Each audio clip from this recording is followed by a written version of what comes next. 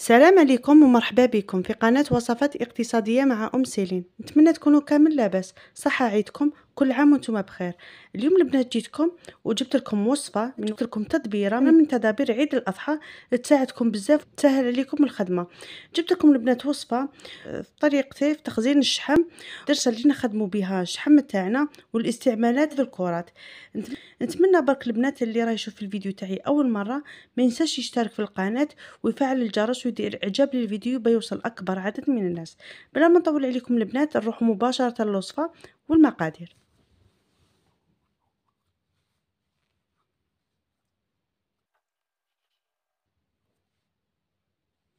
اول حاجه جبتها هنا البنات كما راكم تشوفوا جبت شحم. انا شحم تاعي ديجا اللي كنت غسلته بالماء والملح ومن بعد نشرته البنات حتى تاكدت بلي الشحم تاعي نشف مليح من الماء.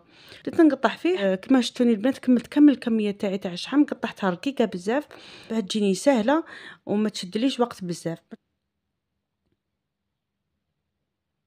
حتى كملت كامل الكمية تاعي تاع الشحم بهذه الطريقة. هنا البنات بعد ما كملت كامل الكمية تاع الشحم واش جبت هنا كما راكم تشوفوا كما راكم تشوفوا كرافس مقطع رقيق، وجبت هنايا نعناع يابس وجبت معدنوس وحبة تاع ثوم. ومن بعد البنات زدتهم لهذاك الشحم كما راكم تشوفوا، وزدت له هذاك الثوم البنات قطعته رقيق. البنات انا هنا الكرافس ما تكثروش الكرافس عليه كيما على بالنا بلي الكرافس الذوق تاعو قاطع بزاف. الذوق تاع الكرافس قوي بزاف، ما نحوسوش يطغالنا على الذوق تاع الشحم. ومن بعد هنا البنات كيما راكم تشوفوا واش جبت لي زيبيس، جبت راس الحانوت، فلفل كحل وفلفل عكري حلو، كما تقدروا تزيدوا فلفل عكري حار وتزيدوا الهريسه، وزدت مغرفه كبيره تاع طماطيش مصبره.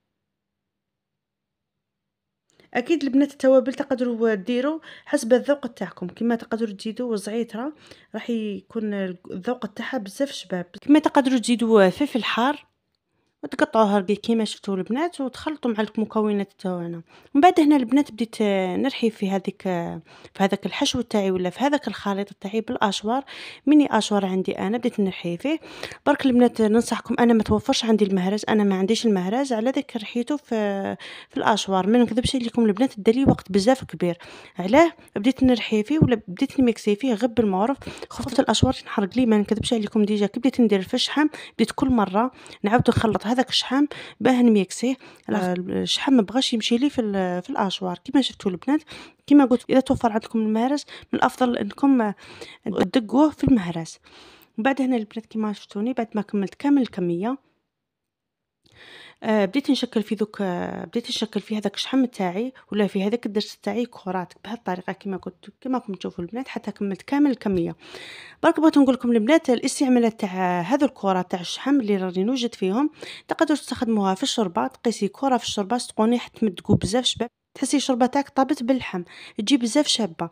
كيما تقدري طيبي بها جواز في الجوازات، تقدري تخدميها أكيد نخدموها في خبزة في مشحمة ولا في المخلع كل منطقة وكيف يسموها. المهم البنات تقدري تستخدميها في بزاف أطباق شتوية. نتمنى برك الوصفة تاعنا تاع اليوم البنات تكون عجبتكم، تبعوا الطريقة وتجربوها ونتمنى اني نلقى التعليقات تاعكم. ومن بعد هنا البنات كيما راكم تشوفوا بعد ما كملت كامل الكمية تاعي تاع الشحم وشكلتها كرات صغار، شكلتها كرات البنات. انا الكرات هنا كبرتهم شوية، تقدروا تصغروا الحجم تاع الكرة انتم احرار. ومن بعد هنا البنات كيما راكم تشوفوا جبت بابي فيلم، حليت البابي فيلم تاعي. ومن بعد هنا البنات كيما راكم تشوفوا بديت نغلف في الكرة تاع الشحم تاعي بابي فيلم وقصيتها بالمقص. لازم تغلفوا دوك الكرة تاع الشحم تاعكم البنات غلفوهم مليح باش تضمنوا باللي الريحه تاع الكونجيلاتور ما تخلطناش مع الشحم، وفي نفس الوقت الشحم تاعنا يحافظ على النكهه تاعو. فهمتوني البنات؟ لازم تاكدوا باللي الكرة تاع الشحم تاعكم تغلفوهم مليح بابي فيلم، بتضمنوا باللي الكرة تاع الشحم تاعكم يحافظوا على النكهه تاعهم، تاع الحشو تاعهم تاع لي زيبيس اللي فيهم، وفي نفس الوقت ما يدوش الريحة تاع الكونجيلاتور. بهذه الطريقة كيما راكم تشوفوا حتى كملت كامل الكمية. تقدروا كيما قلت لكم البنات تخبوهم في الكونجيلاتور عادي، برك البنات ما قلت لكمش أنا الحشو هذا درت له الملح اللي لازم.